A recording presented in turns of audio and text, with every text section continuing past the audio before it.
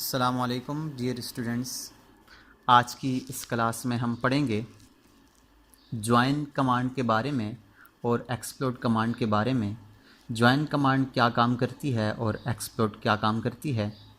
लेकिन इस क्लास को शुरू करने से पहले आपसे हमेशा की तरह एक गुजारिश है, हमारे इस चैनल को सब्सक्राइब कर लें ताकि हमारी हौसला अफजाई होती रहे और हम इसी तरह आपके लिए मुख्तलिफ़ किस्म के कोर्सेज़ का सिलसिला जारी रख सकें।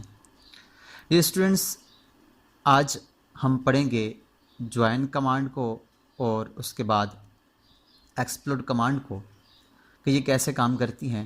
इससे पहले मैं लाइंस लगा लेता हूँ जिनको ज्वाइन करता हूँ। दो अलग-अलग ऑब्जेक्ट्स होने चाहिए। मैं एक पॉली लाइन ले लेता हूँ जो मैंने एक लाइन लगाई है।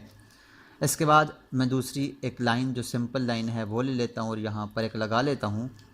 तो आप देखें, ये एक अलहदा लाइन है और ये एक अलहदा लाइन है। इन दोनों लाइनों को आपस में ज्वाइन करने के लिए ऑटोकैड हमें एक कमांड प्रोवाइड करता है जिसको कहते हैं ज्वाइन। ज्वाइन हमारे पास मॉडिफाइड टूल बार में यहाँ से ये जो दो तीर के निशान बने हुए हैं, ये ज्वाइन की कमांड है। यहाँ से भी हम इसको अप्लाई कर सकते हैं। मॉडिफाई मेन्यू में जाकर यहाँ से ज्वाइन के ऊपर क्लिक करें तो हम इधर से भी इसको एक्टिव कर सकते हैं।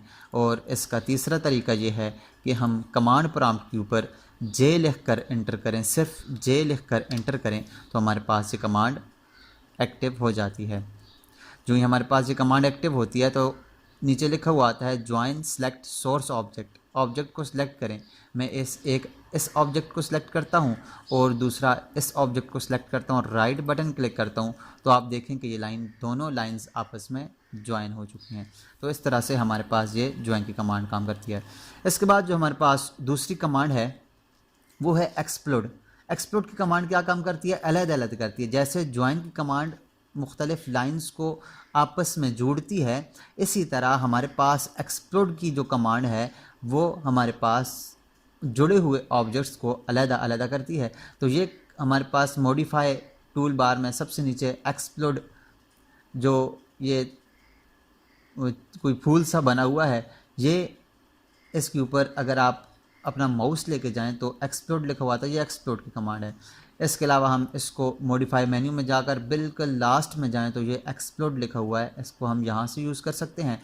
और इसका तीसरा तरीका ये है कि हम कमांड प्रॉम्प्ट के ऊपर सिर्फ एक्स लिख कर एंटर करें। एक्स लिख कर एंटर करें तो हमारे पास ये कमांड एक्टिव हो जाती है। एक्स लिख कर मैं एंटर करता हूँ तो नीचे कमांड प्रॉम्प्ट पे लिखा हुआ आता है सिलेक्ट ऑब्जेक्ट। ऑब्जेक्ट को सिलेक्ट करें। मैं ऑब्जेक्ट को सिलेक्ट करूंगा और उसके बाद राइट बटन क्लिक करूंगा तो आप देखें कि ये हमारे पास जो ऑब्जेक्ट दोबारा से अलग हो चुका है।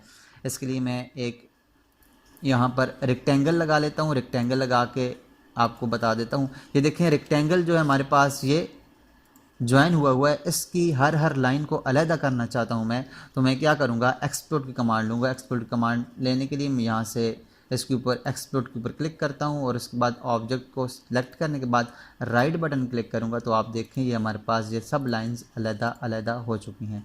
तो स्टूडेंट्स, आज के लिए इतना ही। उम्मीद करते हैं आपको आज की क्लास समझ आई होगी और अच्छी लगी होगी। अगर आपको आज की क्लास अच्छी लगी है तो ज़रूर लाइक कीजिएगा और इसको अपने दोस्तों के साथ भी शेयर कीजिएगा। मिलते हैं नेक्स्ट क्लास में। तब तक अपना और अपने साथ जुड़े हर रिश्ते का